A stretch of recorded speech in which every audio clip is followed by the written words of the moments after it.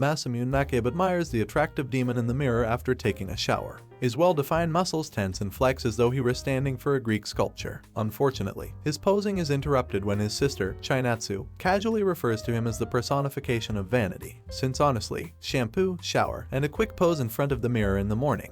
Masamune immediately refutes the charges and claims that he is only setting a good example for himself. She sneakily inquires as to how he could forget about their sibling bond only because they briefly lived apart after he reprimands her for entering his room. Masamune turns his focus to an image on his corkboard and is reminded of a vow he made to himself. He will never again be gullible or helpless. A cheerful youngster named Kinu Hayes, who informs them that breakfast is ready, breaks up his gloomy attitude. Sadly, for Masamune, their breakfast is stuffed with sweets and carbohydrates. Chinatsu ignores her mother's sobs and instead concentrates on her food, remarking that Masamune has shed a lot of weight. Kinu continues to sob dramatically, especially as her son walks away without finishing his meal. He then stops to watch some cute tennis players, but as one of the females cries, "What are you gawking at?" his heart freezes. Masamune is going crazy. The girls are chasing after him and yelling at the poor sod behind him for taking illicit photos. Then he knows it's time to go. Before he can say anything, one of the girls recognizes him as the charming transferee with a flawless entrance exam score. They even encourage him to join them for a game of tennis. Everything relies on how attractive you are. He lives up to this motto. Masamune joins a group of students in viewing a public confession as they get closer to the school building. Shiji Yamada, who is extremely attractive, well-liked, and overconfident, is confessing to the cruel princess, as the students refer to her. With a microphone in hand, the said nasty princess is seated on the school's rooftop. The wicked princess laughs in response to Shige's cocky pose and prods her to respond, at which point she reveals that she had her staff conduct a background check on him. And what did that background investigation turn up? That he consumes the manga. Oh, geez. I'm Ryu by Gentoku in a gender-swapped romance of the Three Kingdoms. I like to stare at my underclassman's upper arm flap. I wrote an empowerment fantasy novel with a main character who bears my name, and I always have a single hair sprouting on my mole. To top it all off, the spiteful princess displays the banner she had fashioned for Shija, christening him with the name Mole, which has caused all the pupils to avoid their beloved Shija-senpai. Masamune is startled by the spectacle, but he reminds himself that he can't afford to lose his composure over something so small. The well-known mean princess walks by as he tries to boost his confidence, and they make eye contact. A female once told an overweight boy that she would never fall in love with him while throwing a bouquet at his feet. With a cold sweat, Masamune awakens from that nightmare as a female chirpily approaches him. It's the class rep, T. Futaba, and although she feigned to reprimand him for falling asleep in class, she goes on to say that it only shows how well he's adjusting to school. Knowing this gives Futaba some relief. Kajiro Shuri suddenly walks into the room carrying food. Masamune is grateful that he was so generous to get him lunch, but the yakisoba bread is loaded with calories. Later, he'll have to perform an additional 100 crunches. Kajiro praises Masamune for being so outstanding when he is eating. Although he has excellent grades, he is not arrogant. He is also attractive and skilled in sports. A voice asking to be heard is then heard interrupting their chat. She is the vile princess. When she enters, she grabs Masamune by the necktie and asks if Tanebe Akio is present or not.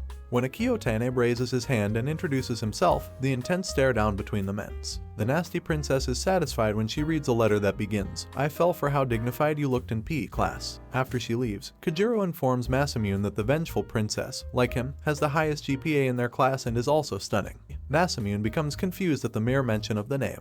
He abruptly stands up from his chair and runs after her before stopping at the door. After turning to face him, Aki eventually turns away. Masamune is in disbelief. Finally, he ran into her again. He didn't anticipate running into her again so soon. Later that day, Aki is surrounded by her all-girl lackeys for some tea. They resemble a hybrid of simps and lackeys. Masamune observes them from a distance and remarks that he had assumed girls would be afraid of her, but she seems friendlier around them. Masamune notates Kajiro's explanation that girls find her candor to be cool. He bombards Kajiro with inquiries about Aki's personality traits, likes, dislikes, and even tendencies. When they notice Aki departing, the lads flinch. Except while she is eating, it appears that girls follow her constantly. He'll need to look into this issue more thoroughly. Kajiro swiftly alerts Masamune about his scheme, saying that Aki might do him harm.